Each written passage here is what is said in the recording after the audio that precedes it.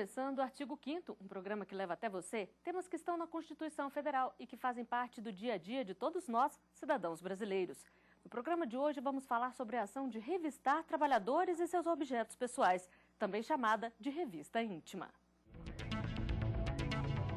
O artigo 5º determina que são invioláveis a intimidade, a vida privada, a honra e a imagem das pessoas, assegurando o direito à indenização por dano material ou moral, caso essa garantia não seja respeitada.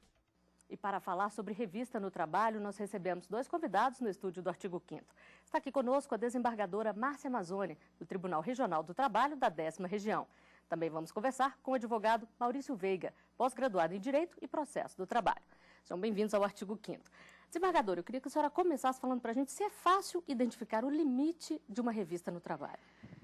Não, não é fácil, porque o que ocorre é analisar necessidade, proporcionalidade, né, e se aquilo foi feito de uma forma não agressiva.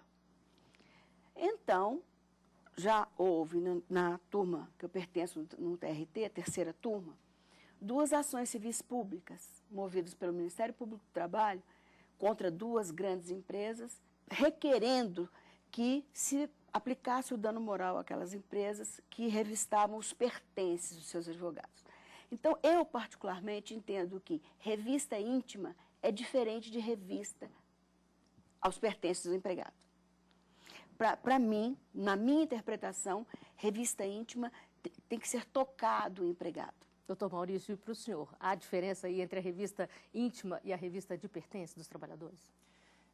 Particularmente, eu acho e entendo que uma revista de pertences, ela também pode se caracterizar por uma revista íntima. Eu acho que é sempre muito preocupante quando se generaliza dizendo que toda revista íntima é ilegal ou é proibida. Não é bem assim. Uma revista de pertences, por exemplo, ela pode ser considerada uma revista íntima, porque você está indo na intimidade dos bens daquela pessoa, daquele funcionário. E a partir do momento em que essa revista é feita com moderação e com razoabilidade, não há que se falar em ofensa.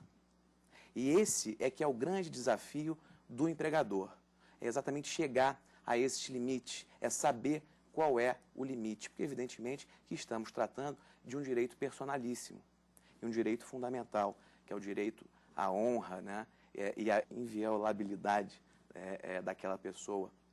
E então é sempre algo que não é fácil. A jurisprudência tem esse desafio, sem dúvida nenhuma. E a legislação, ela proíbe a revista íntima em funcionários. O Congresso Nacional estuda estabelecer punição para quem não cumprir a determinação. Mas enquanto os limites mais rígidos para o procedimento não são definidos, muitos casos de abuso vão parar na justiça. De um lado, o empregador pode se sentir no direito de realizar a revista pessoal para fiscalizar o patrimônio da empresa. Mas do outro, o empregado tem o direito à privacidade garantido pela Constituição Federal. E é nessa balança que a Justiça do Trabalho tenta conciliar o equilíbrio dos limites.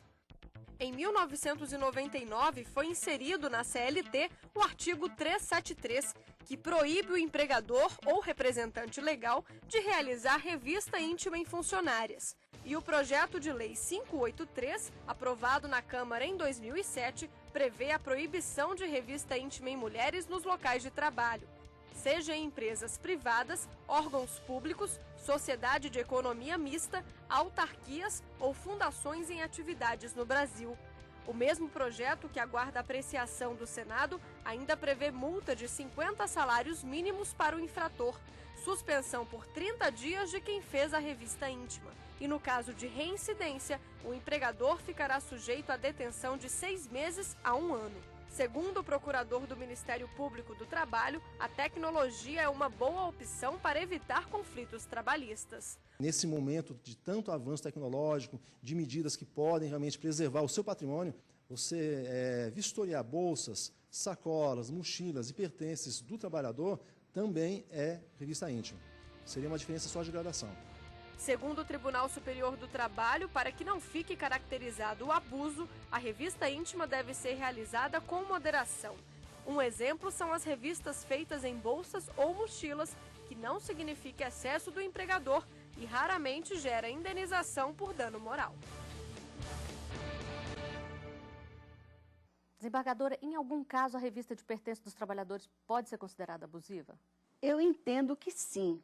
O doutor Maurício se manifestou para mim de uma forma muito clara que pode ser considerada uma revista íntima dependendo do que a pessoa guarda dentro da sua bolsa. Porque muitas pessoas guardam coisas que não gostariam que outras pessoas tivessem acesso, né? Não é normal, mas poderia haver ali algum material, algum equipamento, alguma coisa que ela não gostaria que fosse vista por outra pessoa. Não pode ser exposta, então? Não pode ser exposta. E também eu acho que não poderia pegar uma bolsa e jogar todos os pertences em algum lugar. Seria uma revista somente pelo olhar, sem que se manipulasse o que há dentro de uma sacola, de uma bolsa ou de uma sacola. Já foi encontrado no interior do Tocantins, em Gurupi, um frango congelado, por exemplo, numa mochila de um rapaz. Já foi encontrado de uma servidora de um self-service, um pacote de biscoito recheado. É engraçado porque são coisas que são consideradas mínimas, né, dentro de valores pecuniários. Mas a Justiça do Trabalho, ela não analisa o valor do que está sendo retirado do empregador sem a sua permissão. O que vale é a perda da fidúcia, é a perda da confiança naquele empregado. Então, pode ser encontrado ali algum produto da empresa de valor quase desconsiderável, mas e a perda da fidúcia? Então, não é uma coisa fácil, mas eu digo isso, jogar, mexer, colocar a mão, afastar coisas, eu já entendo que aí há um certo abuso. Doutor Maurício, e como conciliar, então, o direito do empresário de ter a sua propriedade com o direito do trabalhador de ter a sua privacidade? Eu acho que esse é o grande desafio, porque estamos lidando com dois direitos fundamentais previstos no artigo 5º, que é o direito à privacidade e à integridade daquele empregado, o direito subjetivo à sua própria honra, e, por outro lado, também o direito de propriedade daquele empregador. E, evidentemente, são dois princípios constitucionais. E, quando há colisão entre esses princípios, o da dignidade da pessoa humana, sem dúvida nenhuma, que prevalece. Agora, existem meios de você fazer com que ambos os princípios convivam em harmonia. O direito de propriedade daquele empregador sem dúvida nenhuma, que ele pode e tem que ser exercido. Claro que uma simples desconfiança do empregador não é suficiente para você invadir a honra daquela pessoa de fazer uma revista. Claro, se há uma suspeita, por exemplo, de um furto, isso deve ser apurado através de todos os meios possíveis, com polícia envolvida, a fim de se fazer investigação, com boletim de ocorrência. Agora, essa suspeita, ela não pode fazer com que a empresa tome uma medida preventiva que vá interferir na órbita da dignidade daquele trabalhador. É esse que é o grande desafio, fazer essa conciliação de princípios. Porque, claro, a empresa tem o dever e ela tem o direito de proteger o seu patrimônio. E esse direito e esse dever têm um limite, que é quando chega exatamente aquele direito personalíssimo, à intimidade, à integridade daquele empregado. Agora, desembargadora, as empresas têm conseguido vencer esse desafio ou tem crescido o número de denúncias? A questão é que tem crescido o número de denúncias. Mas a nossa experiência no sentido de que a revista em objetos está sendo plenamente aceita. Então, é a jurisprudência majoritária e, nesse caso aí, quanto a essa necessidade de desconfiança de um furto para que isso aconteça, a jurisprudência não está, pelo menos no Tribunal da 10ª Região, firmada ainda. O que ocorre é que a empresa pode, de uma forma aleatória, ou já ter como norma essa revista que pode ser aleatória ou pode ser em todos os empregados. Mas aí a norma tem que ficar bem clara? Tem que Para ter mim, esse aviso? não. Para mim, não. E para o senhor, doutor Maurício, tem que ficar clara a norma? Eu entendo que seria uma cautela para o empregador se ele estabelecesse, comprovasse que é uma norma clara. Olha, os funcionários daquele setor todos passarão por uma revista, terão que abrir as bolsas, né, quando sair do trabalho, enfim. Eu acho que quanto mais clareza você tem nesse sentido, mais o empregador ele consegue justificar aquela conduta. E talvez numa prova judicial, o magistrado que possa ter aquele entendimento de que revista íntima é proibida em qualquer situação, talvez ele até se convença que naquele caso específico, em razão do empregador ter divulgado quais são os métodos que ele utiliza para fazer essa revista, por exemplo, de fazer essa fiscalização, isso pode ser uma segurança para o empregador. Então, eu entendo que, havendo essa possibilidade de tornar claro, de tornar público para os empregados essa situação, seria uma garantia da licitude e da idoneidade do empregador de adotar aquele procedimento. Agora, a Constituição fala que é proibida a revista em mulheres, mas também garante a igualdade entre homens e mulheres. Como é que fica? Os homens podem ser revistados? É uma contradição. Eu sempre enfatizo essa questão da caracterização, da conceituação da revista íntima. O que é a revista íntima? Porque quando falamos em revista íntima, a primeira situação que vem à mente é o funcionário ficar totalmente despido. E não é só nessa situação. Como já debatemos aqui, a revista íntima pode ser uma revista em pertences, em objetos.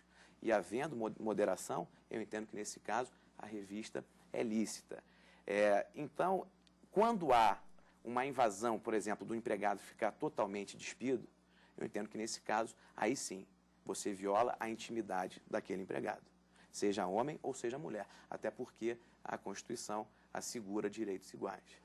Agora, desembargadora, a lei prevê punição. Quem é punido? O funcionário que fez a revista no outro funcionário ou a empresa? Sempre a empresa. Todas as ações praticadas pelos empregados da empresa são de responsabilidade da empresa. Ela pode, a empresa sim, tomar alguma atitude depois com o empregado que talvez tenha agido de uma forma não determinada pela empresa, certo? Mas eu só gostaria de enfatizar, como o doutor Maurício disse, que para mim não há necessidade, mas também não custa nada ao empregador colocar isso como uma norma da empresa. Deixar bem claro, né? É algo que não custa nada. E como o doutor Maurício falou, fica muito melhor para o julgador saber que o empregado tem ciência disso, né? Agora, o empregado, não havendo isso, ele sendo pego com algo que pertence à empresa, sem ter tido essa autorização, será que, por não ter isso no regulamento da empresa, afastaria, de alguma forma, a culpa do empregado ou a justa causa, possivelmente a ele aplicada, né? Então, é isso. Não custaria nada ao empregador. O empregador inteligente, ele poderia fazer isso sem nenhum trabalho. E no próximo bloco, você vai saber mais sobre a revista no trabalho. O artigo 5º volta já.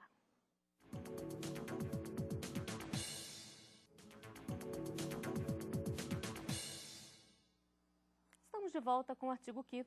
Hoje os nossos convidados são Maurício Veiga, advogado trabalhista, e a desembargadora Márcia Mazzoni, do Tribunal Regional do Trabalho, da 10ª Região. Eles conversam conosco sobre a revista no trabalho. O Código Civil determina que a pessoa que violar direito e causar dano a outros, ainda que exclusivamente moral, comete ato ilícito e fica obrigado a repará-lo. Doutor Maurício, a revista íntima, o abuso na revista íntima, é um exemplo disso? A pessoa que se sentir vítima pode ter direito à indenização? Pode, sem dúvida nenhuma. Ela pode procurar o judiciário e pleitear indenização por danos morais em razão da violação de direitos e princípios fundamentais, que é o direito à intimidade, à vida privada, e fazendo a prova de que houve essa violação, demonstrando essa conduta da empresa, ela certamente terá o direito a essa indenização correspondente ao dano. Desembargador, e o que é levado em consideração na hora de calcular o valor dessa indenização? Isso é o mais difícil.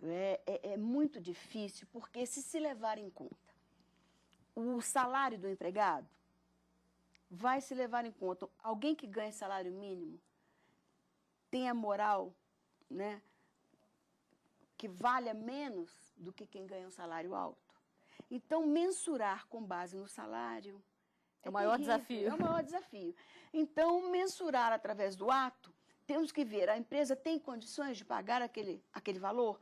Então, outro problema. Se um empregado trabalha numa empresa de pequeno porte, numa microempresa, então a moral dele também vai valer menos, porque a empresa não pode arcar com valores altos. E se trabalhar numa grande empresa, aí os valores altos. Então, são as maiores discussões em todos os julgados em que se postula a indenização por dano moral decorrente da revista íntima, mensurar o valor do dano.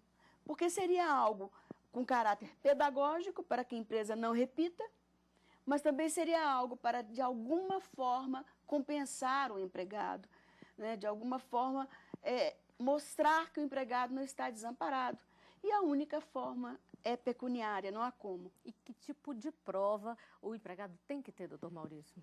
Geralmente, numa situação dessa, quando se trata de revista íntima, a prova que é produzida é a testemunhal, porque você vai ter, por exemplo, outros funcionários que também passaram, que presenciaram aquela revista que atingiu a personalidade, né, a intimidade daquele empregado. A doutora Márcia comentou muito bem que o maior desafio do magistrado deva ser esse, da mensuração.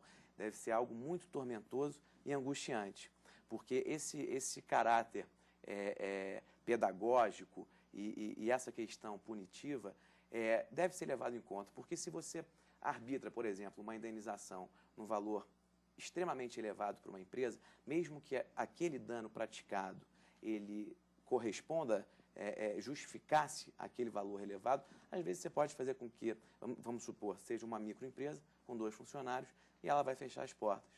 Não vai ter condição de arcar efetivamente com aquele valor e poderá, aquele caráter pedagógico ali e punitivo, ele não vai ter sido atingido porque a empresa simplesmente deixou de existir. Então, sem dúvida nenhuma, eu acho que a sensibilidade e a razoabilidade nesse momento seriam os critérios assim que deveriam ser levados em conta para se arbitrar o valor da indenização.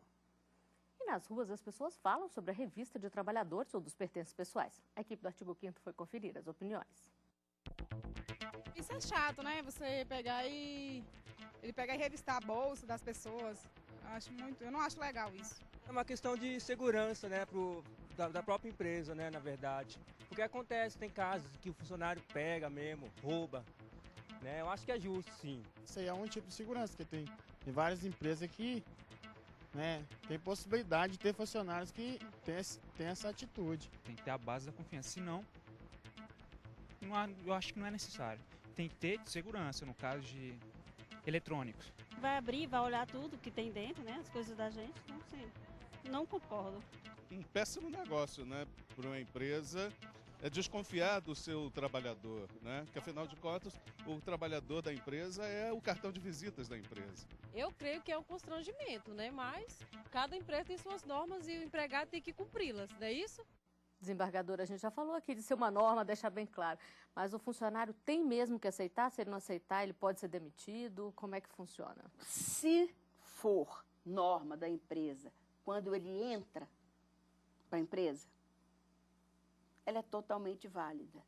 O que ele pode, de alguma forma, demonstrar o inconformismo é se a empresa não tiver essa norma e, de repente, colocar essa norma na empresa.